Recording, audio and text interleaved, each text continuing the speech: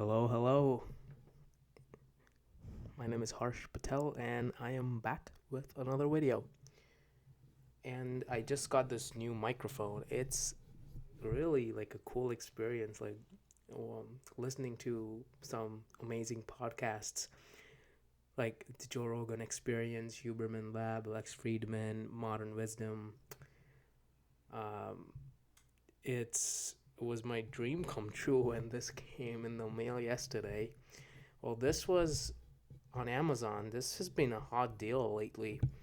It's 27. I think it's $28 right now. It was originally 109, I believe. So I think it's a good steal for someone who is a very beginner like me. Um, but yeah, just I just want to get back to doing YouTube videos. Just want to keep improving on them, and I know that it will take quite a few years to get up to the level of successful YouTubers right now. And so I just want to just start again. And I have a few videos up, but we haven't really like kind of broke the internet in my sense because um, I'm still learning. I'm in my learning phase. I'm in my early 20, and I have a lot to learn. I have incredibly um, I know that I have so much to learn right now because there's no way that the videos I make um, right now will take me to great heights. And so this is my start. Um, this is my journey basically. And so, yeah, we're just going to talk about today uh, just like a little life update on what's going on with my life and like lifestyle, health, fitness, ideas on consistency, discipline, what I regret. And so we'll just get started in the video. Um, so yeah, just getting back to making Instagram reels and TikTok videos. But I do feel like TikTok, I I do feel like I can see why TikTok is really destructive. And I do feel that at some point in my life, in the future, I will stop making TikTok videos just because it's really highly addictive for an audience. And I don't want an audience that is highly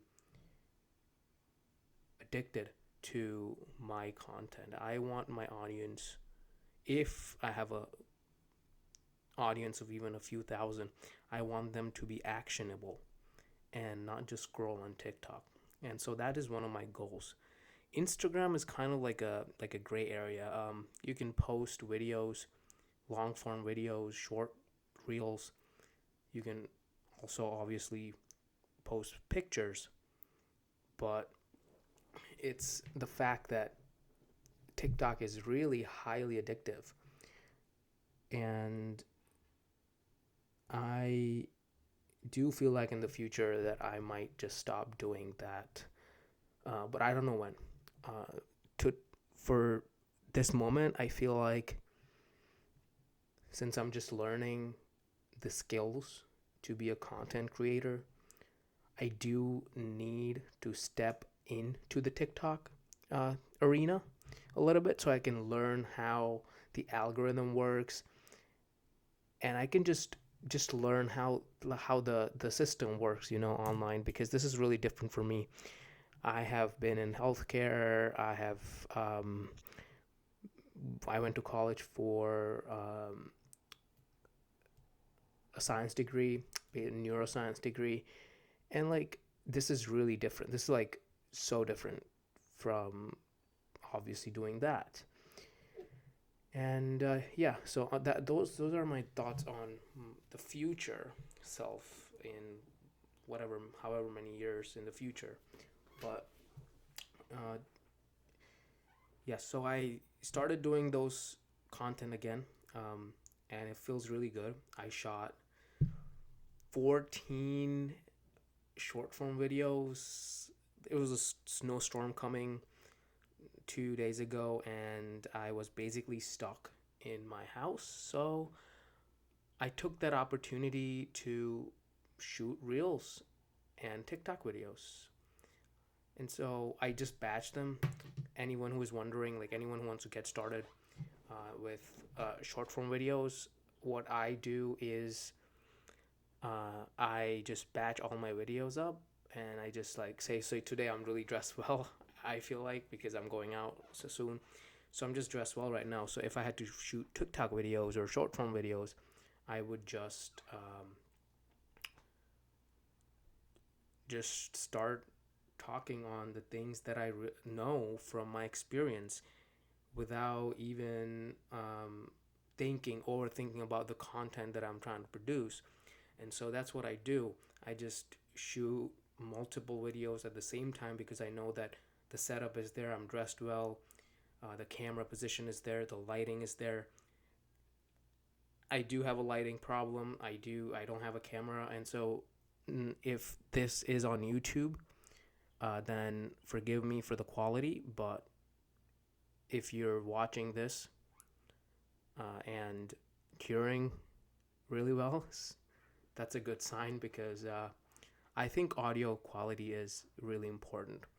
But jumping back to the short form videos, like I started editing my videos. So I just batched all the videos, I record them since the setup is there, and then I just, whenever I have to post them. So yesterday when I had to post the video, a TikTok or a reel, I would just edit them. It takes me probably 20 minutes. It is not really bad once you get the hang of it. Just what I found that when you're starting out, you have kind of these gaps, and that you have to like really take all the gaps away, uh, and you have to really, like, for short form videos, I've seen when I learned from other, like Alex Hormozy, who is a big TikToker. He's in the business space and stuff, and his TikToks are really like tuned in and nicely edited. And one of the things I like, that some of these famous TikTokers and some of these successful TikTokers, or even real artists, you could say, they have the ability to produce videos that are really like bam, bam, bam, like they stimulate your brain. Um, and I can see that's why how they're to be highly addictive. But in order to learn the skills, like you need to know all the cuts and gaps in your video so that you can make it really concise, that really comes out in a good way to the audience. And yeah, so I just do that and edit it, post it on the same day. However, since I know that I'll be out the whole afternoon and evening tonight, I edited today's video last night. It took me on 20 minutes. I just did it on my bed before going to bed, and so it didn't take me long. And yeah, that is that. And for the next 2 weeks, I have content, so I can just post a video a day. And then on the back end, what I could do is I could learn stuff. I could see what other people are doing, maybe learn their style, research on other styles, research on content. I have to take a sip of my coffee because we went to the gym and we haven't had coffee yet, and so I'll get there. But yeah, that is that. Uh, According to my understanding, I am going to post YouTube videos really soon. I'm going. I do really want to research certain topics.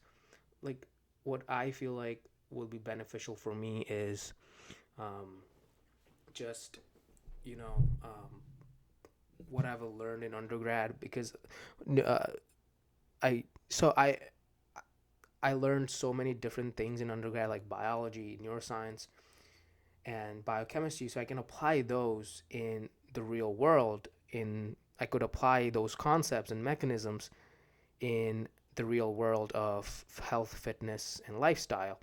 And so that's what I try to do. But it's been 6 months since I have graduated, so and some of the stuff I have to relearn. And so this next time when I post a YouTube video, I really want to double down on the research aspect, and then hopefully have a concise video for you that would really help you out to understand like my message that I'm trying to put out. Because in some of the earlier videos, like I had like ifs, buts, like gaps, and it was just looking back at it, it was really frustrating to see like all the gaps and stuff. But like I just feel like it's a good learning experience for me that I have those previous videos. And so yeah, every maybe this really works for me, that every so often I'll take a break from my content creation and then analyze my content and then post post with a better strategy. Yeah. And so just next thing about consistency for what I've been doing with my life right now. Currently, just in the middle of PA school application cycle. It's been really tough seeing all of the rejections, which I don't want to really talk about right now. If I do accept it, if I do get accepted into a PA school this cycle, I will reveal all my rejections, but the number of rejections are more than the number of interviews. So you can tell how my application cycle is going this year.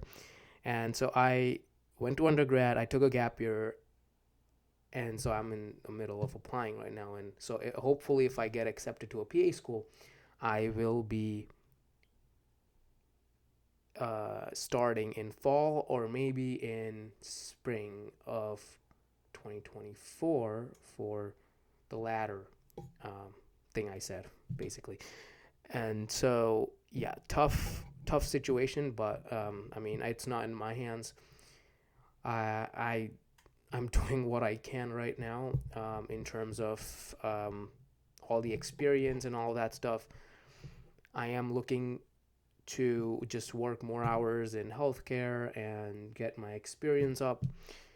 And yeah, that's just keeping myself patient and not freaking out, because this could, like, the acceptance rates of PA schools, if you guys don't know, is about 5%. And so it is really hard to get in. I thought I was really competitive, but when you have that um, belief that you're competitive, that's where the things are mentally wrong. That you shouldn't. What I've learned that even though how competitive you feel you are, you shouldn't think about that in a way that really um, directs you away from your vision. My vision is to my vision is to hopefully be a PA. I don't know the specialty, but I do want to bring a positive change in the healthcare system. I see there is some sort of misunderstanding in terms of health in the United States, and everything cannot be solved with a pill. And I do feel like I have a say due to my personal weight loss experiences, health experiences. I do think I have a say in whatever is going on in terms of health in this country and other countries and so on. And so becoming a PA will give me a chance to explore my interest, help patients out in the best way possible, and not get scammed or deteriorated in terms of their health. And so yeah, I've been just keeping myself patient because I know that I have to be mentally strong for the vision that I created in my mind. And the cycle is something. It is really tough. Everything is tough, but this is really tough too. Getting into a graduate school, PA is of a kind. And the next thing I've been doing is really like going to the gym, being consistent with the gym. I in the summer, I did two workouts a week. I don't know why I did that, but now I do four workouts a week, and two did not give me enough benefits. Coffee.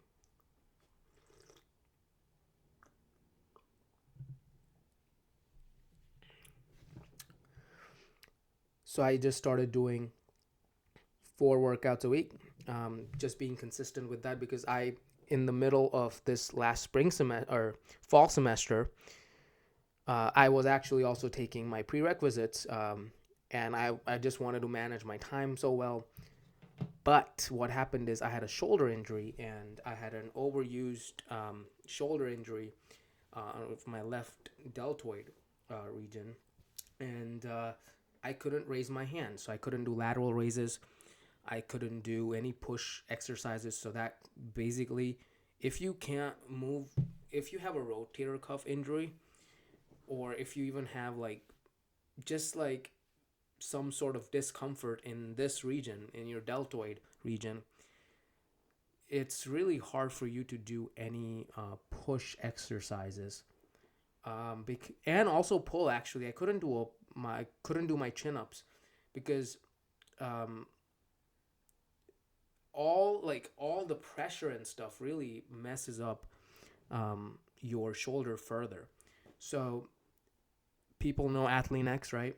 So uh, I just started doing like physical therapy exercises at home, and Athlean X content is the best uh, fitness content out there for you to learn about stuff.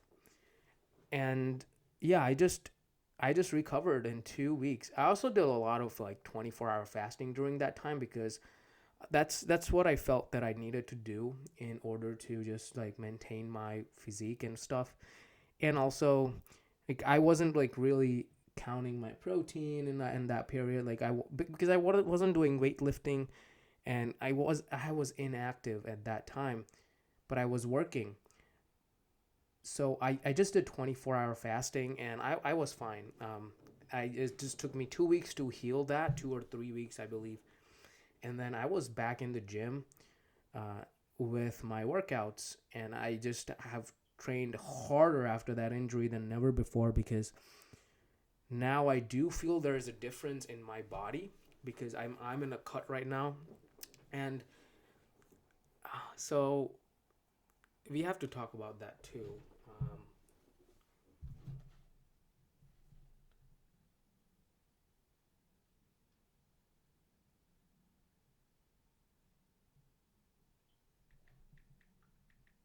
Hold on one sec. Got some text messages to answer in the middle of our podcast. I guess this could be my first episode of my podcast, just blabbing on the microphone. Maybe we'll have some guests over, but that's far into the future. So, yeah, we were talking about my workout. So, four workouts a week. I'm highly consistent. I don't have a set schedule. I won't assign myself, okay, Monday I'll do chest and back, Tuesday I'll do shoulders and legs. I wouldn't do that because if anything comes up, right, this is the mentality most people have, and I had for the longest time. Let's say you did chest and back on Monday, shoulders and legs on uh, Tuesday. Now, Wednesday is rest day, and Thursday, chest and back again. What if something comes up on Thursday? Like if I have a PA school interview, or if I have a family event, or if I have any sort of thing that is just takes up my day. If I have work and I feel tired after my shift, you're gonna skip the gym. Um, And if you skip it, and then you'll be like, okay, well, Thursday was my chest and back day. Now I can't, like, my whole day, well, my whole week is now messed up. And then the weekends come in, and then you have plans on the weekends. And so I've stopped assigning my workouts to a particular day because it wasn't just working for me. And if it doesn't work for you, then it's a sign that you have to do things differently. So what I do is I'll pick a day. So I'll give you an example of my last week, right? So I worked out Monday, chest and back. I worked out Tuesday, shoulders and legs. Now, I just work out shoulders once a week because my shoulders are not shoulders. I just work out legs once a week because my legs are pretty big and I don't like big legs. I feel like my body is disproportionate in terms of that. So I just do legs once a week. I do shoulders twice a week, chest and back twice a week. And so Tuesday, shoulders and legs. However, Wednesday was my rest day. Thursday was a storm day, right? A whole day storm day. So now I was not working out for 2 days. And then on top of that, Friday I was coming home. I don't live at home anymore. I live away from my home. And I missed a gym day yesterday. So today I hit chest and back. I just got onto my routine. I just picked it up from whatever my workout blast was, right? So I just picked it up today. And then hopefully tomorrow or situation. I'm not going to be definite. I'm obviously going to work out and hold myself accountable.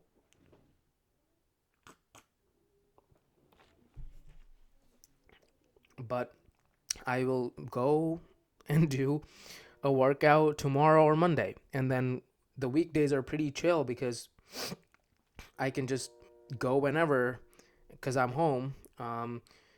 And I don't have to worry about plans because people are working Mondays or on the weekdays. And so I'm not going to be accountable. I'm going to be accountable, but I'm not going to assign my days to a particular workout or vice versa because that just messes up my schedule too much. And I just like flexibility in my schedule. And yeah, I started going to, which I hated at first, Planet Fitness because it's just easy for me because I come home pretty often. I am home pretty often. So like I do really want to continue working out. Like I feel like the best thing you can do for your mental and physical health is exercise about everything. While family, social relationships are also ranked really high for mental health. But for physical health, when we're talking about mental and physical health, I think exercise is the number one thing you can do for your mental and physical health. And I really don't want to skip that for now because I have this little routine that I get into, which I will talk about right now. So I just wake up and go to the gym. One of my reels will come out about that. Like Andrew Huberman is a great podcaster, neuroscientist. I personally look up to as a professor of mine because I wish he taught at my college school. And he kept saying that, just delay your caffeine intake for about 60 minutes. And you will see tremendous like improvements in your mental or not mental, like mood and all that stuff, alertness in the afternoon because you're just delaying caffeine. It's better for me to naturally wake up while I'm doing my physical exercise. So I just said, he keeps saying this, like he every podcast, like he would bring that up all the time, mostly all the time. And so I was like, I'm like really addicted to caffeine and I can't like have caffeine. Like I can't just skip caffeine. And so what I did is I started working out before having coffee. And this has really like I really look up to having coffee right now. Like I was abusing coffee before. Like I would just or using coffee, not abuse. Abusing is like having like 5, 6, 7 cups of coffee. I just have this is my only cup of coffee this today. And this is not a big cup. This is a whole cup and that's it. But it really feels better when I try to wake up when I exercise. Um,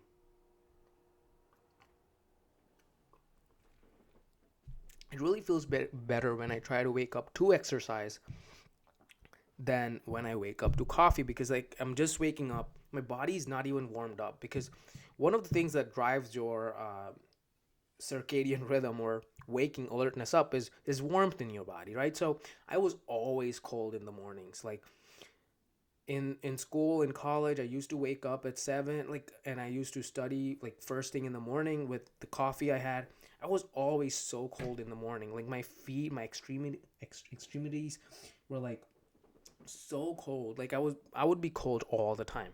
And now that like I have the option to just wake up, go to the gym, and then have my coffee, like it really like it's a nice smooth routine to the day. And I'm having coffee and I'm just chit chatting right now. I'm just trying. This is my first time using this mic, by the way, and it's absolutely awesome. Like I'm like enjoying this stuff right now. I just like started recording myself just for a test, and I just saying stuff. I just started saying stuff, and this is already like 26 minutes in, and I'm gonna be. I didn't expect this at all. And if this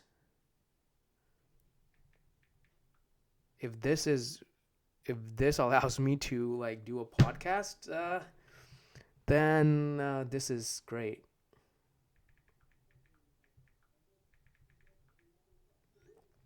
I love it. And so, excuse me. And so, yes. What were we talking about? We were talking about coffee, sleep. Yeah. Oh, one of the other things that I've been really doing and dialing things down and getting fabulous sleep. So I have an Apple. So I wear my Apple Watch when I go to bed. Um, and I have a sleep app. It's called Sleep Cycle. It's $30 a year. But then I just found out that you could get your sleep score in your Apple Health. And so let me know down below in the comments. Let's make this engaging. Let me know down below in the comments if you can really do that. If you can really track your sleep in your health and what is your sleep score? Like tell me down below in your comments and I will like it and we'll maybe have a conversation about that. And so Sleep Cycle is the app that I currently use. Maybe it's for dummies. Okay. My average I don't know if it's gonna be grainy here, but um, my average time. Guess how much it is? 8 hours. And you'll say like, oh, duh, you should sleep 8 hours. You were in bed for 8 hours. Wrong. In order to get 8 hours of sleep, you need to be in bed for 9 to 10 hours. That's insane, right? Because this one day, this is an example. This one day I was in bed for 8 hours and 54 minutes. And I was asleep for 7 hours and 20 minutes. And my sleep quality was 95%. And so the number of hours you are in bed does not equal to the number of hours you are asleep. And this is really critical. I just learned about that this year. So my whole life of growing up, I missed this. Maybe that's the reason why I'm short. But that's another video. That's really another video. Maybe I was sleep deprived my whole life.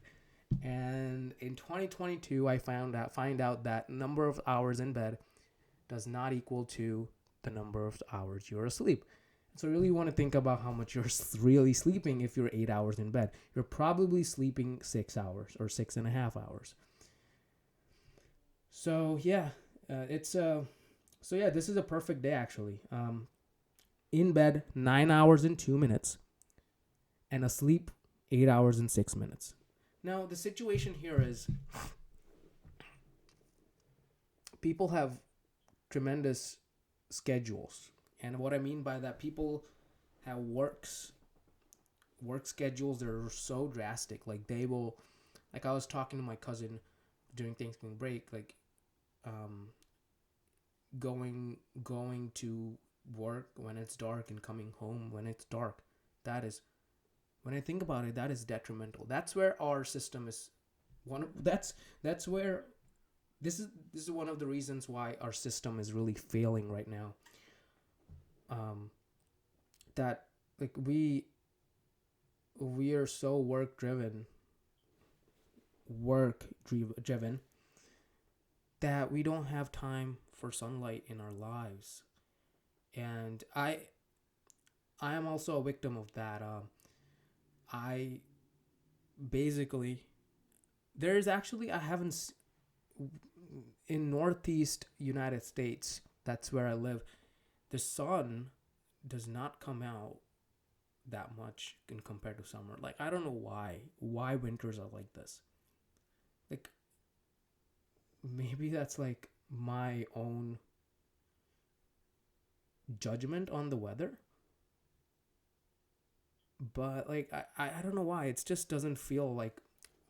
I also feel like yeah, there is this. So this is where we're trying to like where we're failing. Like then we load up on vitamin D pills, and then we also expect ourselves to get great sleep. As Andrew Huberman says, if you want great freaking sleep, you need to look at the sunrise, and also preferably look at the sunset, because that is really essential for sleep quality, because that trains your brain to know that, well, the light is outside, so let's just wake up. Like your system is just woken up with the light, and when the sun is setting, um, that's where your brain knows that okay, let's calm things down. Your metabolism slows. Well, it doesn't slow, like it does not like just slow down like crazy, but like your body is smart enough to stop all the processes that are unnecessary after like some time.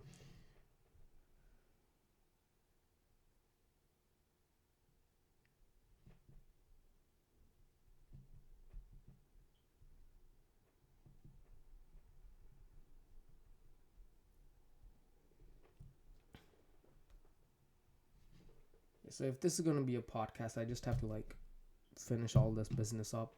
I should have finished all this business up before starting this, but I didn't know this was going to be a great conversation, one-way conversation with myself and fellow YouTubers who hopefully watch this. But yeah. So yeah, that's where sun so yeah, when I went so I was going to give you an example. When I went camping um in the summer, I I had great sleep. Like the sleep I had was amazing. Like it's go to bed at 9:30 because sunset around 8:30. You don't have any light for 1 hour. Guess what that does to your melatonin system or pineal gland? It just secretes melatonin like crazy. And like I also restricted myself of using phones because like I wanted to go there for the real experience. And so I did restrict myself from using phone.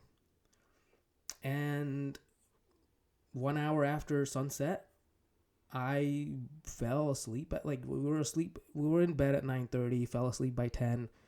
6 a.m. or even 5 a.m. we woke up at sunrise, and it felt so good. It was the best thing. And you know what's the best thing? getting a long hour long great hour like great amount of hours of sleep and then having coffee. I don't think I had the best experience when I had like six hours of sleep or like 5 hours sleep and then I have coffee. It just feels terrible. It's like feel like I'm like artificially stimulated. It just feels like that.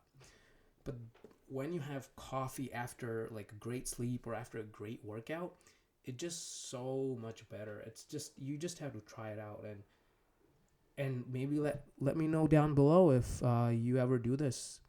So so what are the things you can do before you have coffee, right? I certainly feel like I cannot read before I have coffee, but maybe I have to try it out. But I workout is number 1. Great freaking sleep is number 2. But it's also it has to be 60 minutes after you wake up. So you have to find something to do.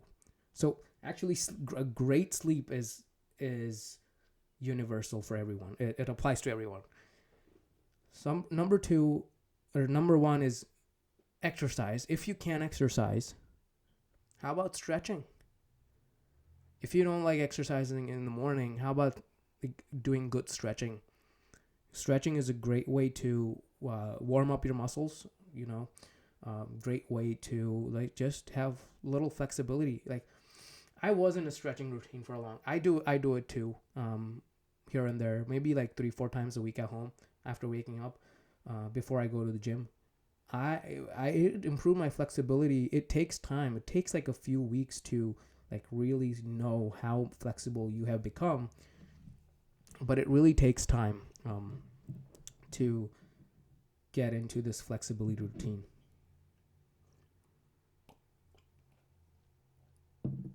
And know how flexible you are.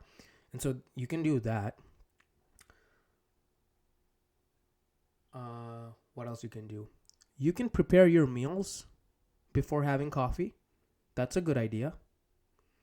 People who are into meal prepping, you guys could prepare your meals. That's a great idea because meal prepping takes a lot of time. So you can marinate your chicken first thing in the morning so that when dinner time comes, or so let's say you have a shift at 7 a.m. and you woke up at like 5:30, you marinate your chicken, you go shower. Well, that's an hour. You have coffee at 6:30. How's that? And then you you are marinating, or you can just prep anything for 30 minutes, right? And when you come home at like let's say it's this 12-hour shift. When you come home at 7 p.m., you make that nice juicy chicken and you eat it.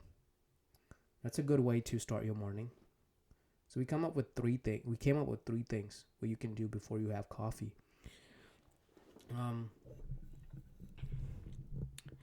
I don't know. I can't think of anything else. Yeah, reading is also one of the things, but I have to try that out too. I have to get into a reading routine. Like I feel like I'm really behind. I really love learning from podcasts and stuff, and occasionally like reading articles about different kind of stuff. But yeah, so speaking of podcasts, let's end it in 5 minutes. We'll just talk about podcasting and stuff. I feel like the single best thing you can do for your self-education is listen to podcasts and read books. Top 5 podcast recommendations, if I had to give. Number 1, Joe Rogan. Joe Rogan, probably many people know that guy. Like there's so many people know that guy, obviously. And so for Joe Rogan Experience, number 1, because increases your general knowledge about stuff, keeps you up to date with current events, has multiple variety of guests that you can learn anything. Like I just learned about how the healthcare system is like so bad here, and I feel like I needed it, and I didn't know that, like how poor the system could be and unfortunate it could be for some patients. And you can learn anything from that podcast. There are comedians on there, music artists, they're YouTubers, like Derek, more plates, more dates, the Liver King controversy, the huge Liver King controversy. He's a YouTuber. He was on there. He's so smart. And learned so much from him too as a YouTuber. Or yeah, and so you can learn a lot of things from his podcast. Number 2, I think, is definitely Huberman Lab. Look up to him as a professor because I was a neuroscience student. He is great. He also looked at one of my stories. So I shared the podcast, like the picture he posts about the podcast that the guest he has on that week, and so I just shared it because that was so maybe I just, this is a little moment for me because it is great that someone you admire watches your story. So it was about Lane Norton on the show, and it's right there. He looked at my story. That's amazing. And I heard that he's also like really open to criticism and open to learning. And he's just an overall a great professor because he basically is a professor when he's trying to make podcasts. And that is great about him. So yeah, you can learn biology, neuroscience, health, fitness, debunking of biohacking. You can learn anything. He has fitness protocols on there, focus protocols, like how to focus better. He has episodes on caffeine. He has episodes on eating, binge eating, metabolism. I have watched so many of them. Mating, sexual selection, so basically mating psychology and evolutionary psychology, science of love, addiction, ADHD, like everything that like stimulates your brain, like just give me all the information. Like it's that kind of stuff. Like he is the best. He's the best in terms, he's the top podcast in terms of the science niche. And I would say that Lex Friedman too is a great podcaster. He has long podcasts, like Kanye West was on there. I didn't watch it, but I feel like that grabbed a lot of attention to him just because it was a guest that everyone knows. And he is, if you look at his stuff, he's also great. Like one of the greatest ones that I listened to was like about evolution and how like we came, like human evolution, how we are similar to chimps and all that stuff, and the evolution of food in our history of human life, like how like cooking food really softens the food so we can chew it well, because back in the day when food was raw, you had to chew it for hours and hours before it, like you would be chewing your food up to the next meal to really break down, like to really access the nutrients in the food. And so like just stuff like that's really interesting to me. Like it was a great, like, he has great guests on the show. So those are 3. I would also just because like YouTubing and podcasting are so similar, because some people are just like YouTubers but then post stuff on Spotify. But I also feel like for the 4th spot that I feel like is really, like, I just discovered this not a long, like it hasn't been that long, but the 4th podcast that is really good is Modern Wisdom. And that is also about general knowledge, variety of guests from scientists to like anyone who is qualified or an expert in something will be on the show. and they talk about a lot of stuff: human culture, sociology, mating psychology, like different psychology. It's just a great podcast. Like the amount of information out there, you won't want to be missing out. So that's number 4. Excuse me.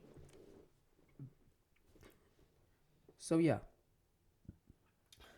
Uh, Last but not least, number 5, tough. I don't think I listened to more than like 4. But if I had to really give the 5th place to someone here that really like helped me in the way of life that I live, I'm thinking of 2 people right now. They have podcasts.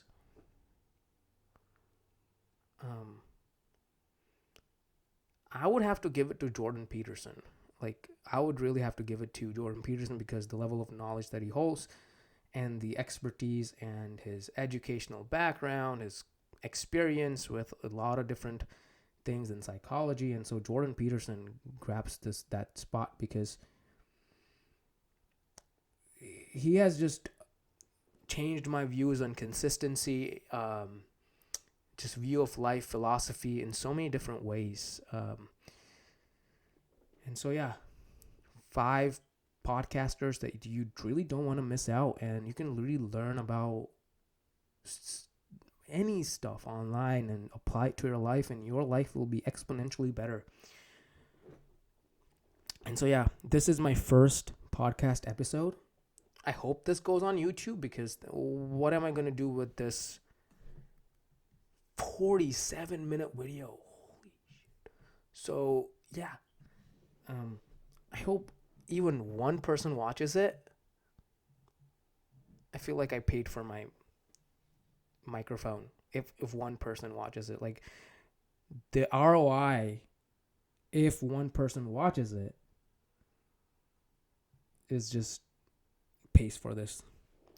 It was best $28 I spent. So, yeah. Thank you for watching. I hope you enjoyed this conversation, and I hope I keep doing this. And if you know me, if you want to have a conversation, you want a chilled out conversation about anything and everything, we can talk. You can set up a Zoom meeting. You can do a little podcast on here, and I'll upload it on YouTube and have fun. And so, yeah, thank you for watching. See you next time. Bye-bye.